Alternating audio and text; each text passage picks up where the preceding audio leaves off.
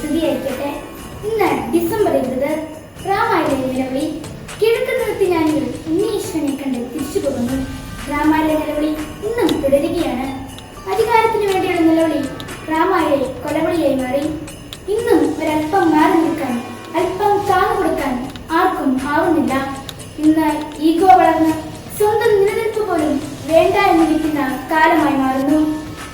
മുന്നിന്റെ ദൈവത്തിന് മണ്ണോളം താഴാമെങ്കിൽ വെറും ചാരമായി തീരേണ്ട നമുക്കെന്തുകൊണ്ട് അല്പം താന്നുകൂടാ? ഇന്ന് പ്രത്യേകം നമുക്ക് പ്രാർത്ഥിക്കാം. അഹങ്കാരത്തിന്റെ പടച്ചട്ട ദൂരെ എറിഞ്ഞ് വിശുദ്ധിയുടെ പടച്ചട്ട എണിയാൻ ഞങ്ങളെ സഹായിക്കണമേ എന്ന് എല്ലാ അധികാരികളെ സമർപ്പിച്ച്